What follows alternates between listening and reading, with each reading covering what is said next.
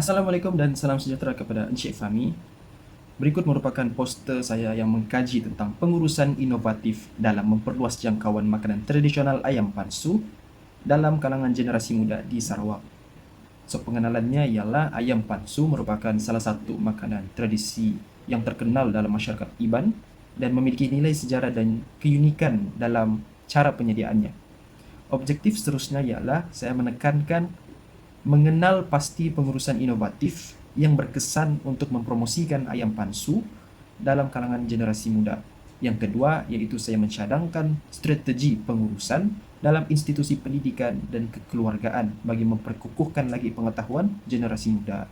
Dan masalah penyelidikan yang saya dapati ialah kelemahan pengurusan inovatif dalam mempromosikan makanan tradisional Iban, ayam pansu. Dan yang kedua, kurangnya pendedahan dalam institusi pendidikan dan juga kekeluargaan.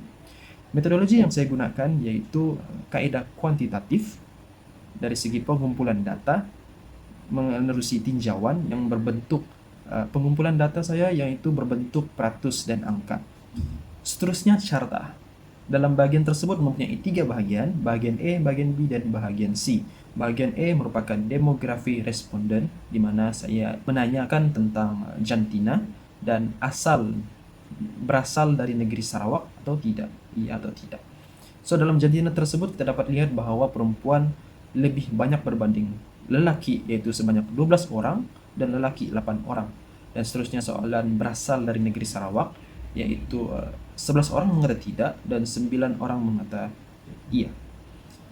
Seterusnya pada bahagian B tersebut yaitu makanan tradisional dapat dikenali melalui pengurusan inovatif yang bersesuaian kepada golongan generasi muda.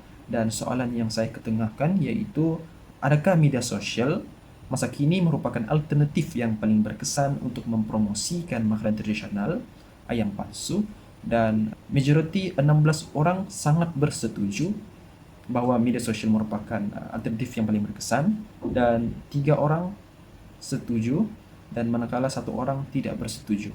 So, majority bersetuju.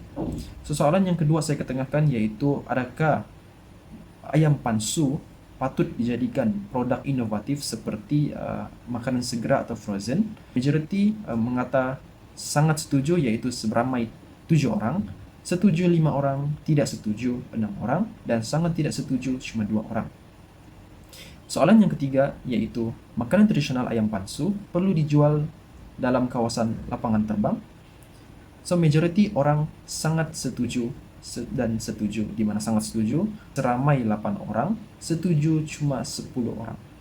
So, majority yang saya dapat lihat bahwa mereka bersetuju bahwa makanan ayam pansu patut dijual di kawasan lapangan terbang. Pada bagian C pula kita dapat melihat bahwa strategi yang digunakan kepada generasi muda agar dapat mengenali dengan lebih dekat tentang makanan tradisional. So, ada 2 soalan yang saya ketengahkan. Yang pertama, adakah Anda bersetuju jika pihak sekolah menganjurkan pertandingan memasak makanan tradisional seperti ayam pansu bersama guru dan pelajar sempena sambutan perayaan gawai? So, majority mereka bersetuju, di mana seramai 10 orang sangat bersetuju, sangat setuju, 8 orang setuju dan selebihnya tidak ada. Soalan yang kedua yaitu sambutan perayaan gawai ialah waktu yang terbaik untuk mempelajari makanan tradisional bersama keluarga, dan majority mereka sangat setuju 16 orang dan setuju cuma 4 orang. So, maksudnya di sini tidak ada yang tidak bersetuju dan kesemua mereka setuju. Seterusnya, melalui keputusan atau penemuan yang saya dapati hasil daripada kajian tersebut ialah majority responden menyokong cadangan agar ayam pansu dijual di kawasan strategik seperti lapangan terbang.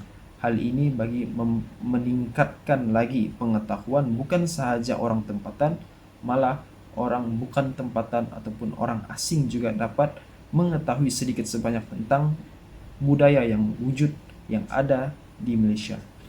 Seterusnya, media sosial ialah platform berkesan dalam memperkenalkan makanan ayam pansu, dan aktiviti pertandingan memasak bersama guru dan sambutan gawai mampu memberikan pengetahuan makanan tradisional dalam kalangan generasi muda kini. Menerusi analisis yang saya dapati, generasi muda lebih tertarik terhadap pendekatan visual dan digital yang selari dengan peredaran zaman kini. Sebilangan kecil responden juga kurang bersetuju ayam pansu dijadikan sebagai makanan segera atau frozen, mungkin karena akan menghilangkan keasliannya. Dan yang terakhir, yaitu responden bersetuju ayam pansu ialah merupakan makanan tradisi warisan, namun kurang memahami sejarah dan cara penyediaannya. Dalam cadangan pula, kita dapat lihat bahwa institusi pendidikan perlu memasukkan elemen makanan tradisional dalam aktiviti kurikulum, secara tidak langsung menjadikan orang generasi muda dapat mengetahui sesuatu makanan tradisional di peringkat awal. Yang kedua, program kesedaran dalam peringkat komuniti boleh dijalankan agar ibu bapa mengajar anak-anak tentang makanan tradisional. Dan yang terakhir, kajian lanjut juga boleh dijalankan untuk penerimaan orang ramai tentang inovasi makanan tradisi seperti ready to eat tanpa menghilangkan rasa keasliannya. Dan yang terakhir, kesimpulan. Kajian ini menunjukkan bahwa pendekatan inovatif dalam media sosial, pendidikan, dan juga kekeluargaan mampu untuk memperluas jangkauan ayam pansu dalam generasi muda. Walaupun banyak kekangan atau bantahan dalam peringkat awal, akan tetapi menerusi hasil kajian ini, ia berpotensi besar untuk memelihara makanan tradisional ini melalui promosi yang bersesuaian agar tidak ditelan zaman. Sekian, itu saja. Terima kasih.